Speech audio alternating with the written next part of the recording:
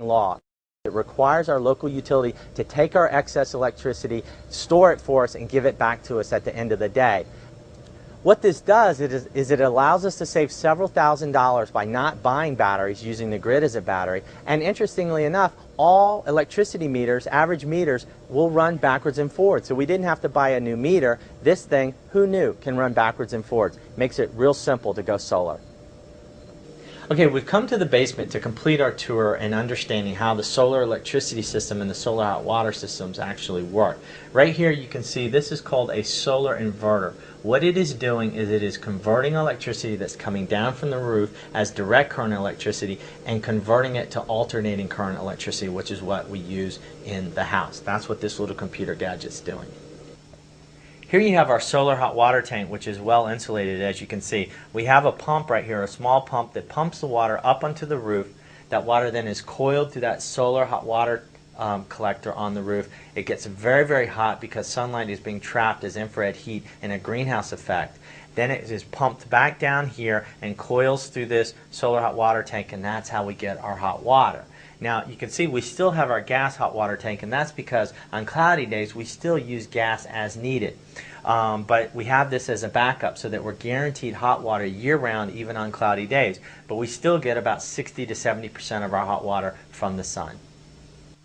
Of course, if shade trees or your pocketbook prevent you from going solar, you can still get 100% clean electricity for your home at a very low price by simply picking up your phone and dialing.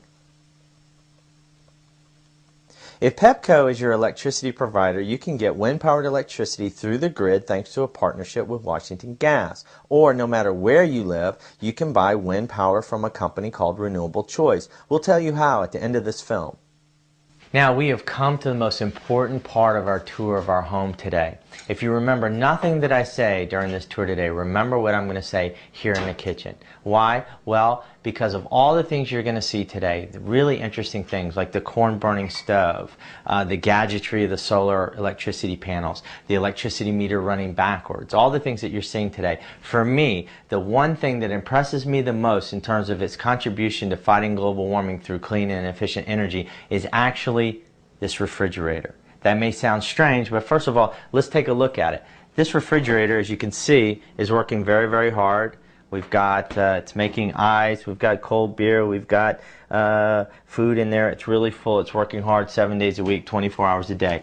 But this refrigerator actually uses the electricity equivalent of a 50-watt incandescent light bulb. This thing sips electricity.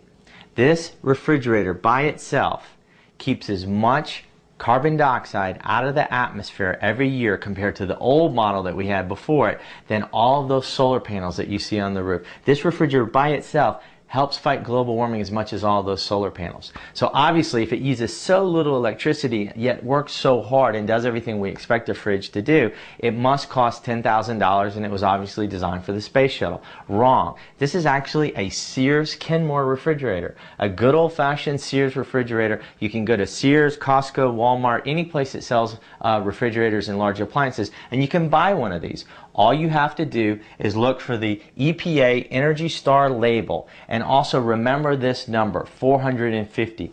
Why? Because refrigerators by law when they're sold have to tell you how many kilowatt hours of electricity per year they use.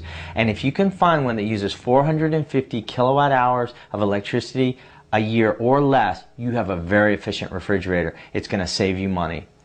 What is the cost of one of these miraculous refrigerators? Actually, you can get one of these. It's really, really efficient for between $550 and $690. And in addition to that, this refrigerator actually is bigger than the 10-year-old model we replaced it with.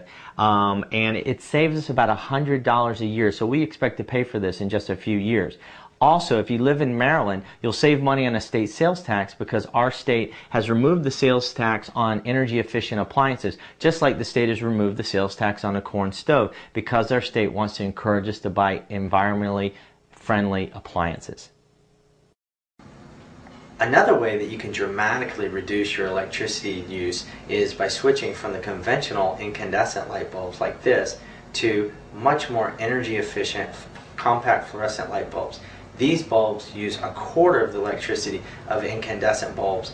They will save you therefore $40 during their lifetime and will actually keep 800 pounds of carbon dioxide out of the atmosphere per light bulb.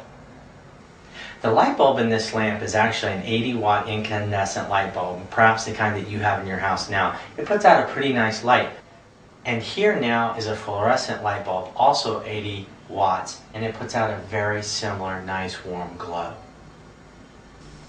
Another way to reduce your electricity load without compromising your modern lifestyle in any way is to stop leakage of electricity in your house. What is leakage? Leakage is the stereo that's glowing at you all the time even though you're not listening to the stereo. It's the cable box that's glowing and warm to the touch 24 hours a day even though you only watch maybe an hour and a half of TV that day. In our house, what we've done is we plug the stereo and the TV into this power strip right here, and now when we want to listen to the stereo, we turn on two buttons instead of one. The power strip and the stereo. And when we're done with listening to the stereo or watching TV, we just turn one switch off and everything is turned off. We're not leaking any electricity. Same with our fax machine, our at-home fax machine upstairs. Most households it's on 24 hours a day, even though you may get 1 or 2 faxes a month. We plug the fax machine into a power strip. When we're going to get a fax, we turn the power strip on. Americans as a nation leak enough electricity to power all of Chicago annually. We can stop that with these easy measures that actually save you money. Another way we save electricity is by drying our clothes in the backyard clothesline on nice days. It's a little bit more effort, but our clothes actually last longer this way, which is another way we save money.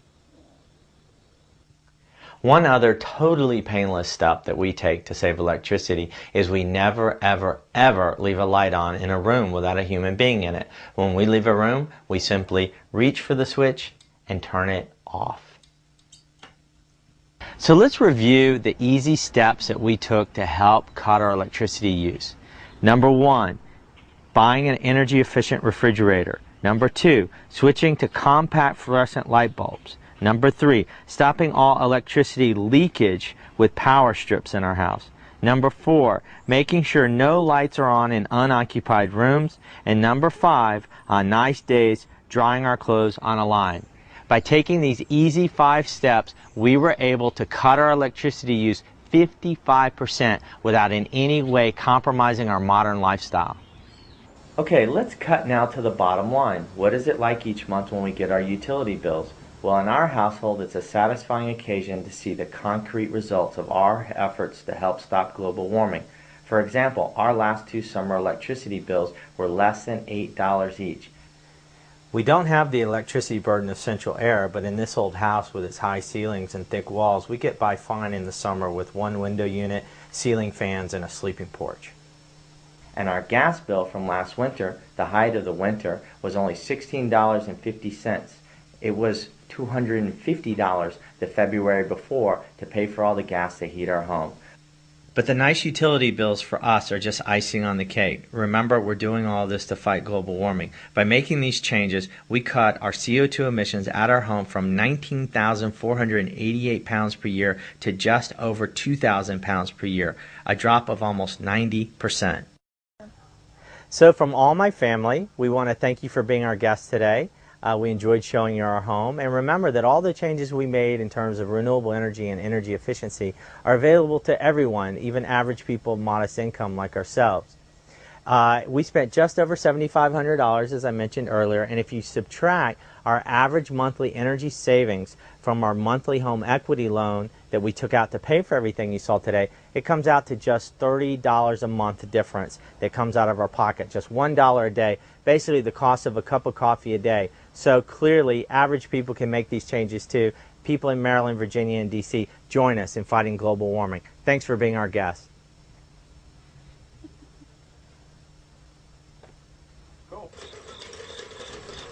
Oh yeah, one last way that we save energy is with our ingenious pancake-powered lawnmower. We eat pancakes on Saturday morning, then we mow our lawn.